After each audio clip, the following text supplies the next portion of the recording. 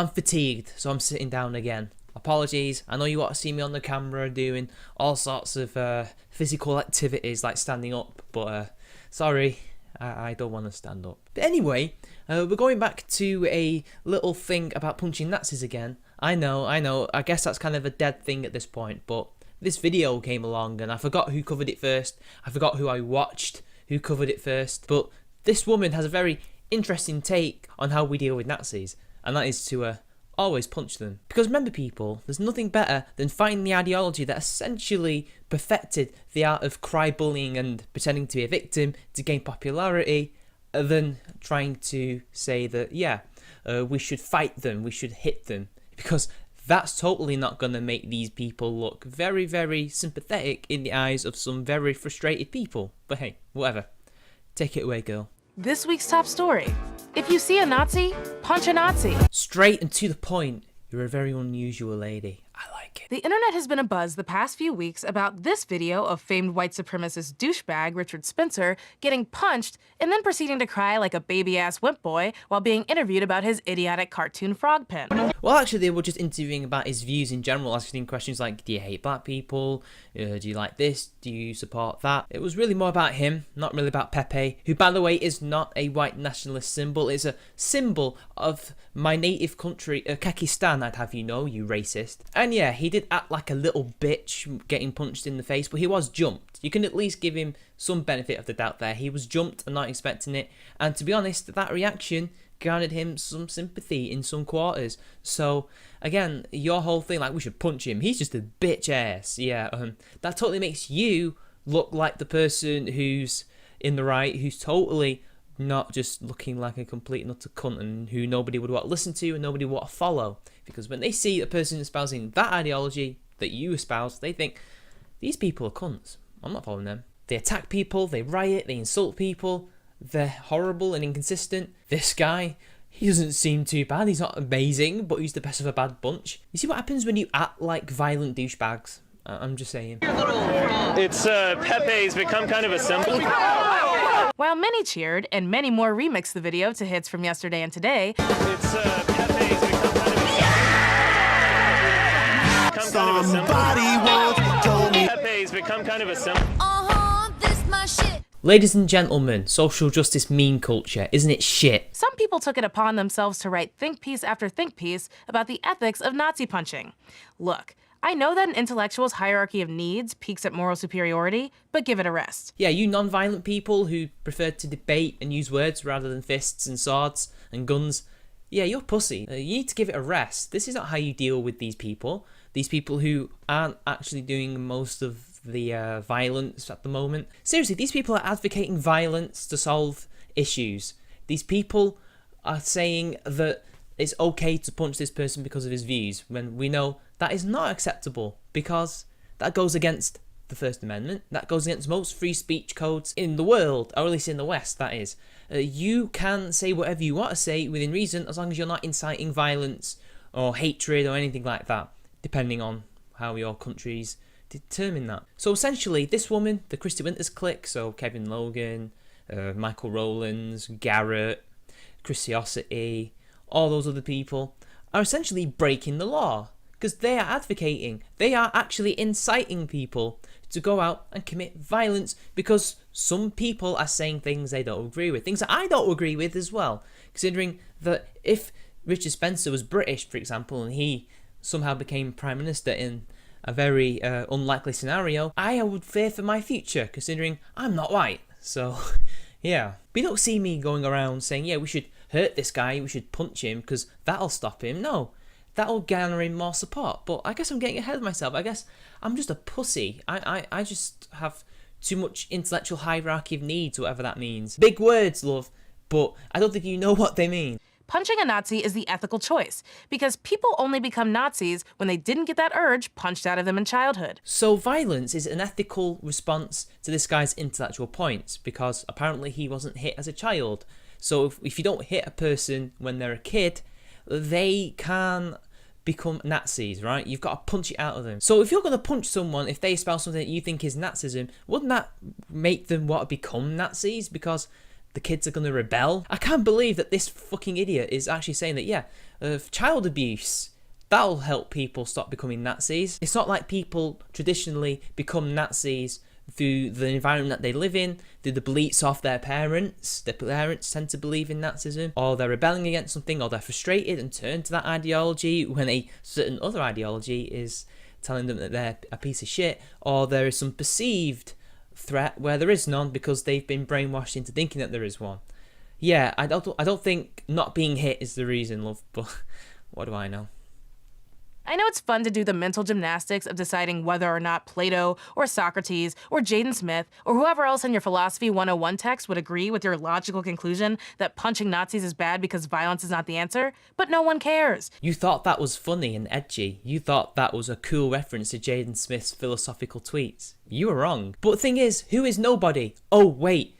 The far left, the SJWs. Yeah, you don't care. You and Antifa don't care, but everybody else in the real world, we do care about violence. We do care about people going out and attacking people based on what they believe and what they say. Because as we all know, apart from you guys, obviously, because you seem to be absolutely brain dead, if you can't logically defeat somebody without violence in an argument, you've lost. If you cannot articulate your points, if you cannot defeat him using logic, reason and evidence, you've lost. If you have to punch him because somehow you can't defeat Richard Spencer of all people and people like him, who by the way aren't that difficult to defeat in an argument because their arguments, much like yours, are also made of fucking paper, so are easily terrible. Then you have nobody to blame for yourselves. It's not our fault. But hey, this woman obviously lives in an echo chamber, so everybody who doesn't think like her is automatically a Nazi, right? You are under no obligation to hear a Nazi out. Yeah, you're right. I don't have to listen to him. That doesn't mean I have to hit them. In fact, I'm pretty sure that's against the law, because that's assault. I can't attack somebody for speaking words. But Akila, what if they aren't actually Nazis? Anyone who thinks Hitler had mostly good ideas and argues that there was any silver lining to the tragic, unimaginable horrors done unto Jews during the Holocaust can catch these hands. Are you talking about Richard Spencer here, or are you talking about neo-Nazis or other types like that? I'm kind of confused. I don't know if he said that, and also if he has said that, all you have to do is link it. That still doesn't mean he has to be punched. Again, what you do is you logically debate him. You make yourself look like the better person, then people, as well as hearing that your arguments are sound, are more likely to sympathise with you rather than him. Now, these people love to think that they're like Martin Luther King, but he never did this. He never espoused violence. He never said, yeah, go punch those southern hicks because, you know, they're racist and all that. No, they didn't do that, did they? They were peacefully protesting, which is completely different to what you're espousing. What you're espousing is not protest. It's actually, if you think about it, and this is probably what it is, an establishment beating down some voices who they don't want to hear because, well, I don't know, maybe you're worried about what they have to say. Now again, I'm not defending what he has to say, I'm just defending his right to say it without being punched. You lot are acting like the establishment, acting like the totalitarian government that you think that the rest of the world has, that you're fighting against. In this scenario, he's not the Nazi, really. You are the Nazi. You are the person who's sending out the brown shirts to go out and punch people to make them vote for your party. But in 2017, you wear black, so it's the black shirts essentially, who are also fascists, funnily enough. Anarchists and fascists wore the same uniforms. Yeah. But hey, you don't want to hear this uncomfortable truth that you are actually acting like an actual Nazi. Half the reason the Holocaust went unchecked for as long as it did was because of this lamentable desire for social loafing, where they'd rather be polite or peaceful to monsters instead of shutting them down forcefully. That's not how the Holocaust happened. What happened was Hitler at first in the 30s made sure that nobody could resist him in any way, shape or form. So that could be taking means away, say like weapons or anything like that, from brainwashing most of the German population to believe in the principles of the Nazi Party, or to scare them to the point that they would not even say anything or would report on people who did say something. But how did he scare them? Well, firstly, these brainwashed people were encouraged to report people to the Gestapo or to anything like that. Also, he would send the brown shirts, and he did this during the elections in 1933, where he essentially bullied people to vote for him, and then after that bullied people into submission so that they wouldn't dare attack him. Funnily enough, the exact tactic you have just advocated for. I just like how you're attacking him for being a white supremacist, yet you're acting like one as well. It's just so funny.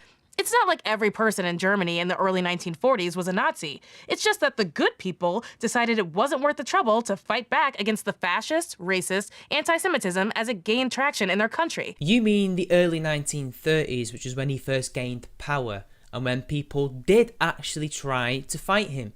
But, as I mentioned, he used the tactics that you are advocating for in this video, and well, they couldn't. What could they do? In fact, in the late 1940s, they did try to depose him. Have you heard of Operation Valkyrie, where Erwin Rommel and loads of other people tried to depose Hitler? They actually also tried to kill him. They tried to blow him up, but they failed. There were countless people in the 30s and 40s who did stand up to Hitler, but ultimately they failed because, one, they didn't have the means to, and two, really, what could they do against a man who had an entire country around his little finger who would do his every bidding? What you're describing did not happen. The whole of Germany did not just keel over backwards and say, oh, I can't attack this because it's just not worth it. They were too afraid to because of the repercussions that were very real. They could have died if they did that. And some people did. Some people did try to fight him. And you're just pissing over their graves. Pissing all over their graves, saying, oh, they didn't do anything. They didn't do anything. They thought it wasn't worth it. Some people did think it was worth it. Like this guy. Well, guess what? It's not 1940 anymore. We won't sit back quietly while you Heil Hitler with your pathetic Nazi youth haircut. So Pepe's become kind of a symbol. That's not a 1940s haircut. That's just a modern 2010s hairstyle.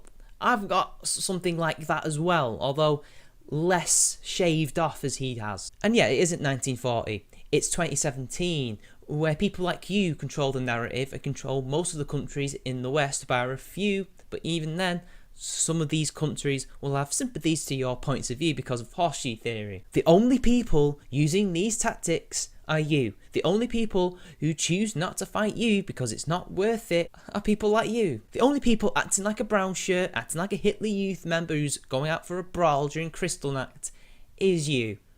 Berkeley, do you remember that? Oh wait, guess you don't. And be warned that if you are feeling froggy enough to spout this hate in public, you better be ready to jump. Yeah, if you dare talk shit in my hood, I'ma go take you down. Yeah, really? Are you actually going to go out there and do that, love? Are you actually going to punch a Nazi? Most of you won't dare punch a Nazi without covering your face and wearing black. That guy couldn't even do it showing his face. Now, I'm not saying that anonymity is an issue here, I'm just saying he was being a coward. And that's the only way you guys are ever going to do these things. The only way you guys up there on your soapboxes are going to punch Nazis if you get other people who are more stupid than you and more gullible than you to do it themselves. You are nothing more than advocates for the punching of people you disagree with. In fact, most of these people who you're labelling as Nazis aren't actually Nazis. He actually said he wasn't a Nazi in that clip. I don't know if he's a Nazi or not. I know he's certainly a white supremacist. He's very, very extremist in his right-wing views. I know that. But most of these people aren't actually Nazis. These are just people you disagree with. So Milo Yiannopoulos has been called a Nazi, but he's just a typical British conservative. You've called people on the left Nazis. You've called PewDiePie a Nazi, and he's not a Nazi. I'm pretty sure he's not even political. I'm pretty sure he's apolitical. Anything that people say that you disagree with are Nazis. Anything that people do that you don't like are Nazis. Or paedophiles nowadays. You're essentially telling the people who believe in what you believe and who follow you to go out there and attack people, to hurt people. And if this was Rwanda in 1994, I would be very worried about my head right now.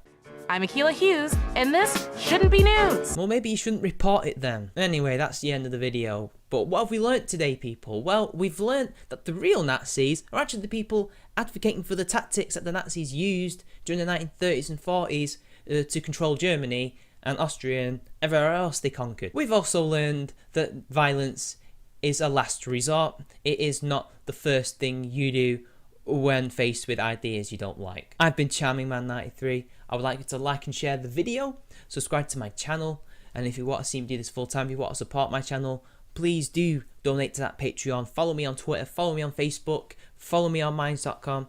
Click the bell when you subscribe to make sure that you can definitely see my videos in your feed. And until next time, I'll see you all later.